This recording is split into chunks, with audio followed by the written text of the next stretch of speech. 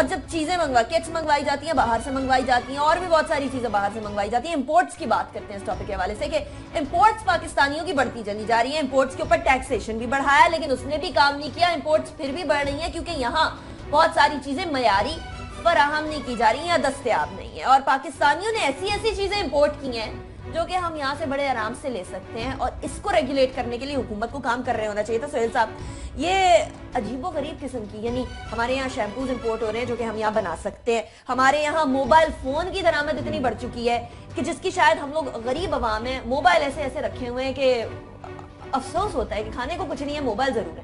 یہ درآمدات تو بڑھ رہی ہیں، برآمدات ہماری بڑھ رہی ہیں. انیکا، یہ بڑا افسوسناک صورتحال اور پریشان کن صورتحال بھی ہے ملک کی معیشت کے لیے بھی.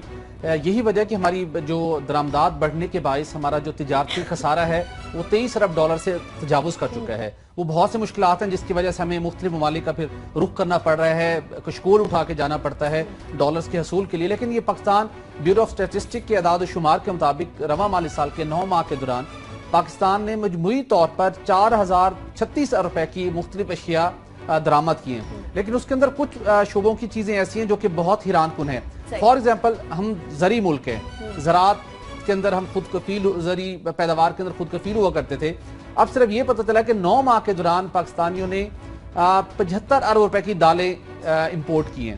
تو یہ ایک بہت بڑا کوسچن ہے جہاں پر آئے روز کسان آواز اٹھاتے ہیں. کون سے ایسی وجوہات ہیں کہ ہمارے پاس زرعی رقبہ موجود ہے، ہمارے پاس زرخیز اراضی موجود ہے، اس خطے سے ہم دنیا کے مختلف ممالک کی زرعی اجناس کی ضروریات پوری کرتے رہے ہیں، تو ہمیں 75 ارب روپے کی دالیں کیوں امپورٹ کرنا پڑ رہی ہیں؟ اس کے بعد دوسرے جو فگر سامنے آیا کہ ہم نے 9 ماہ کے دوران 43 ارب روپے کی پاکستانی جو ہے نا وہ چائے امپورٹ کر کے پی گئے، 43 ارب روپے کی.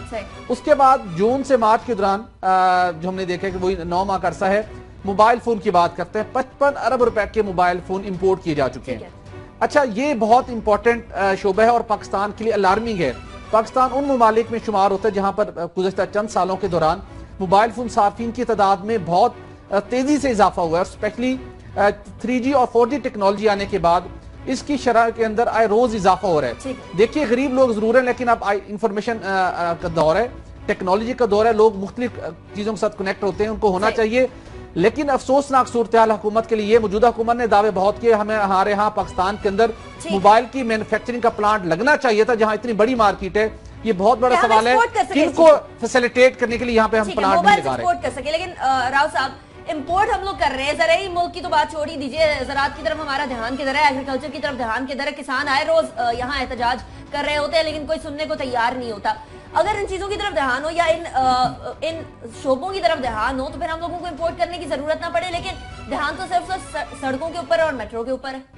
یہ تو ڈاکومنٹڈ جو چیزیں ہیں وہ ہے نا، جو سمگل ہو کے چیزیں آتی ہیں اس کا وہ شاید اس سے دگنا ہو یہ فگر سارا.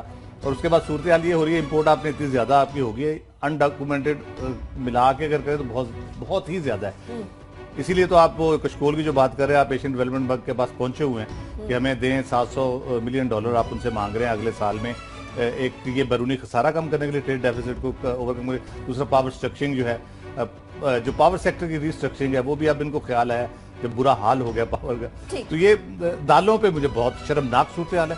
زرعی ملک میں دالیں آپ 75 ارب کی اگر امپورٹ کر رہے ہیں تو شرم سے ڈوب مرنے کا مقام ہے ہمارے لیے. ٹھیک ہے، چلیے، بہت شکریہ راؤ صاحب، بہت شکریہ سہیل صاحب. لیکن یہاں ہمارے یہاں اویئرنیس کیمپین کی بھی تو ضرورت ہے. اویئرنیس کیمپین کی سینس میں ضرورت ہے کہ کون سی چیز ہمارے یہاں سب سے زیادہ استعمال ہو رہی ہے، اس چیز کی زراعت کے حوالے سے زیادہ سے زیادہ اس کو بڑھایا جائے تاکہ اس کو امپورٹ نہ کرنا پڑے. اس کھانے کی چیز کو، جو چیز استعمال کی ہے باہر سے آ رہی ہے، اس کا پلانٹ ادھر لگا دیا جائے تاکہ ہم امپورٹ نہ کر سکیں. ہمارا یہ جو سرکولر ڈیٹ بڑھتا چلا جا رہا ہے، اسی وجہ سے بڑھتا چلا جا رہا ہے کہ ہماری امپورٹس بڑھتی ہیں اور ایکسپورٹس کم ہوتی جا رہی ہیں. ایکسپورٹس کی طرف ہمارا دھیان نہیں. اپنا بہت خیال رکھیے گا.